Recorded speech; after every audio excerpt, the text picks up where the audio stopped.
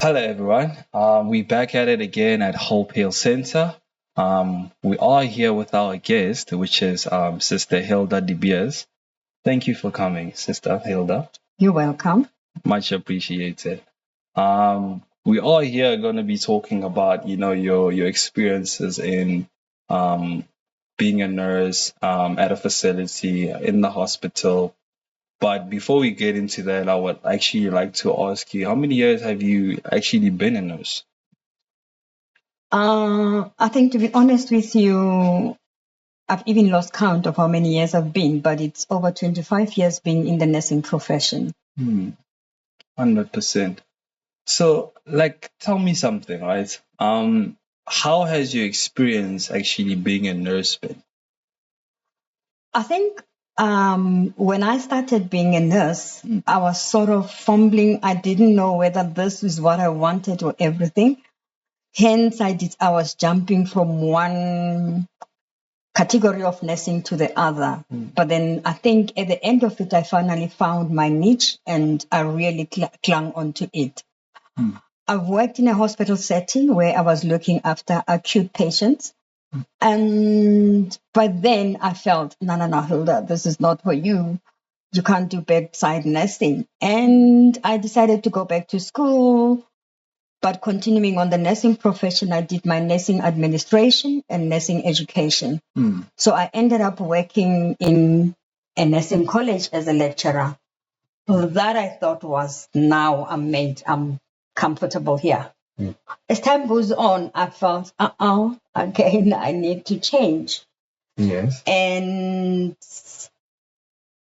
I think the thing that actually made me change was I could actually see people that are suffering from incurable conditions were like, I don't want to say forgotten, but they were like not heard. And then I decided to do a course that was called palliative care nursing. It actually deals with people that are suffering from incurable conditions, the cancers and the like. And that's where I clung. I've worked in that field for the past 6 years, I think. Okay. Before I came to rehabilitation, which I think it's a continuation of incurable conditions. Yes, 100%. Yeah. So yes, you have been working here at Hope Hill for a few years now. Yes. So how has that experience been? How is that especially the admission process? Like how is the admission process, the clients coming in, from the streets or straight from the substance abuse? And how is that whole process when you're doing that admission? I think I will start with the end part of it, or the middle part of it, should I say. When you start seeing the patient changing physically, then you're actually saying, you know what, the patient is getting there. You can see a positive change in the patient. But on the admission day, most of them, you get them as like in a bad shape. They are broken emotionally, they are broken physically. Some of them don't even have families. And this is very hard and very difficult to accept as a person. And you actually ask yourself, what if the wheels were turned? It was me sitting on the other side of the table, and it's very difficult. The highlight of one admission is when you see them walking out of the center during their farewell ceremony. And you actually tell yourself, wow, we've managed to win one patient at least for 28 days. And you pray that there's continuation of the other 28 days multiplied. Yeah. Because I do understand, when it comes to the admission process that, at times it might be a little bit hectic because, they're coming straight from the substance abuse. Some of them, I could say some of them are well behaved, but some of them I can tell that, they're very arrogant, stubborn, And some of them are actually in a stage where you cannot even ask what's your name and get an answer. And this is where your faith and your strength is being tested, because you need to do everything that's good for that particular person, until the patient is coherent enough. And I always say to the people, give them a day, let them sleep it over. Then the following day, you start afresh. But then at least for that night, you're positive the patient is in a safe place, in safe hands. And yours is just to look out if there are no withdrawals that are going to be detrimental to the person. 100%. Because, yeah, I do understand what you said, because, them coming into rehab, that's the first step, Obviously, we expect them to, not be perfect. Obviously, coming in from whatever substance they were using, their mind might not be working correctly, they're still stubborn, they're still entitled, And, I really appreciate, having people like you in the facility, because, the love, the patience, the care, the compassion is there because it's been applied to them.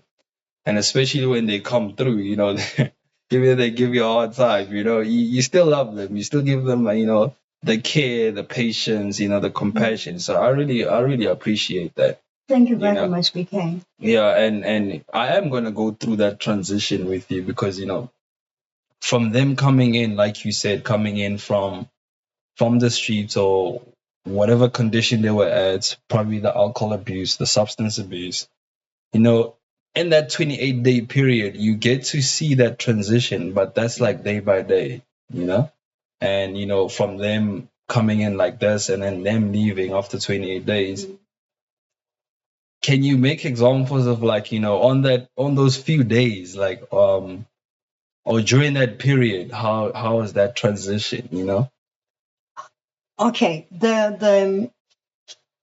it always depends on the substance the one was using. And I'll give you an example. For me, with a patient that's been abusing alcohol, for me, the first 48 hours are very critical, because this is where I'm actually looking out and probably praying that this person mustn't get withdrawal or strong withdrawal symptoms.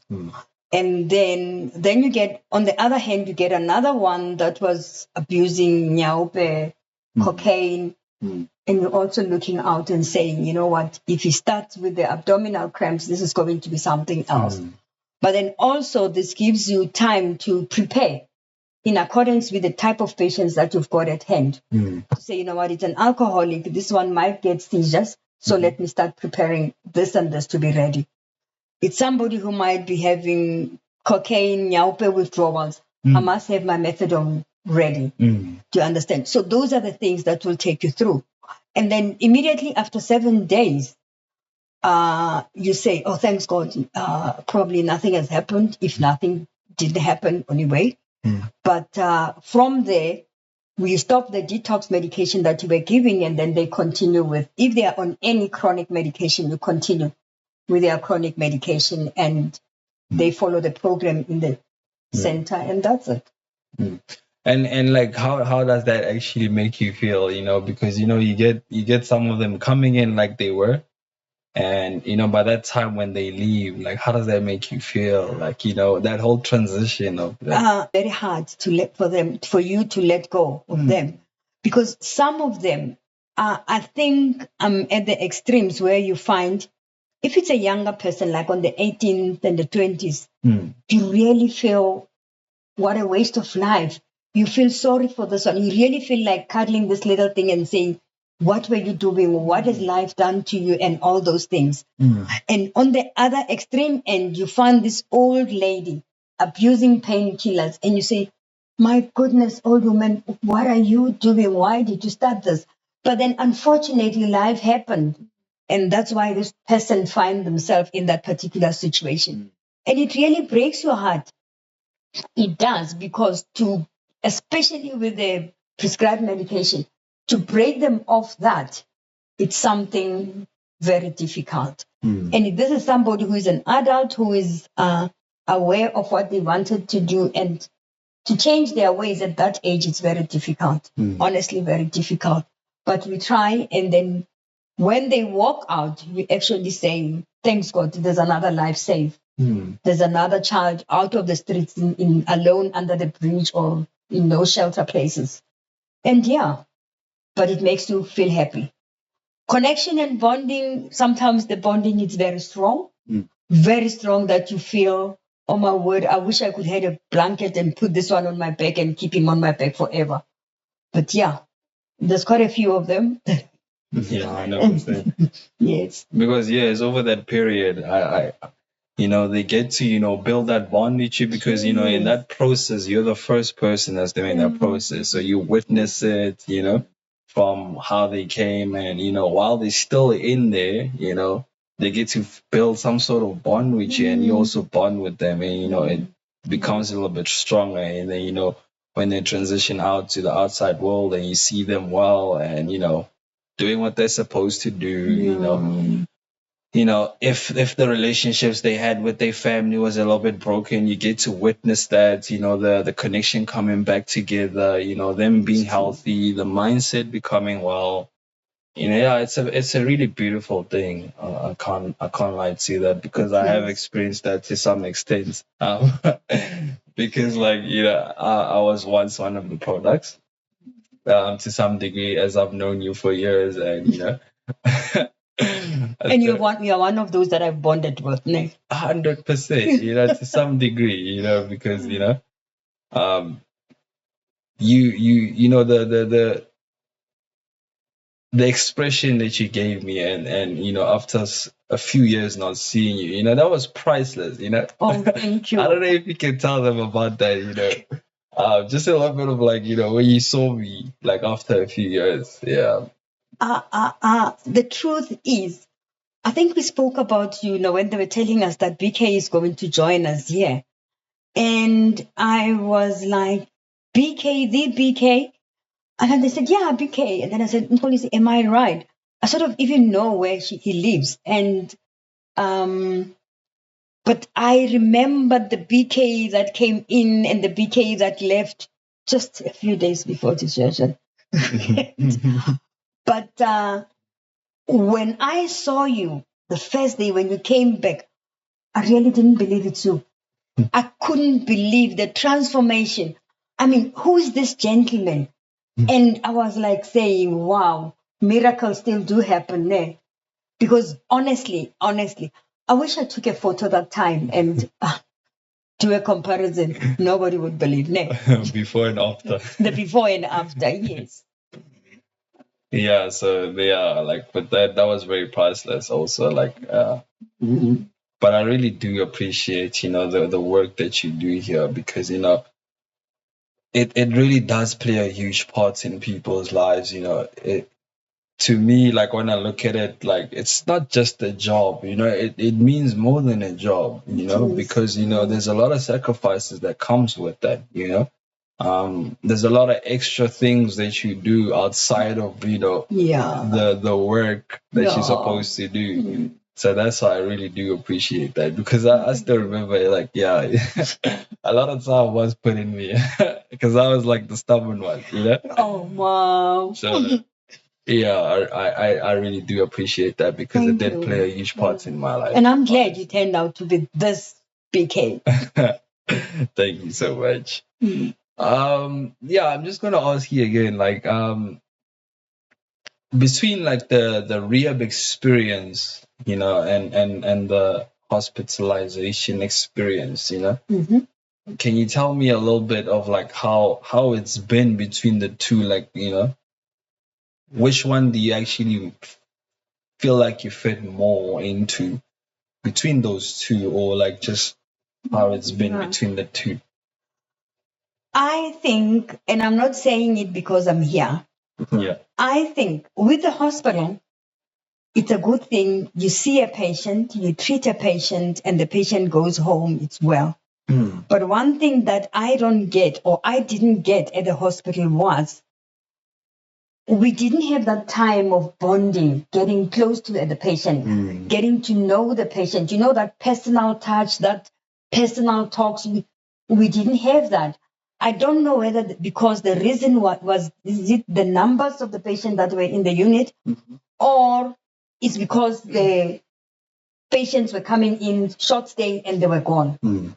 But when it comes to, like I said, with palliative care nursing, like in the rehab, I get that personal feeling with the patient. I get that personal bond with the feeling. And I get that fulfillment to say, you know what, Hilda, when I go to bed every night, I say, you know what, I've done my father's job for the day. And I'm happy. I'm very happy. And I see BK going home the right way, being completed 28 days. And I say, thank you very much. There's one life saved. But what goes on beyond the gate, it's something that I cannot control. 100%. It's something that I cannot control as a person inside. But I really feel I've got that closer and closer to the patient in a rehab as compared to in a hospital setting. Yeah, and you did say something very important there. That kind of caught my attention when you said you can only do as much, with the patients in rehab, and once they leave the gate, you have no control over that.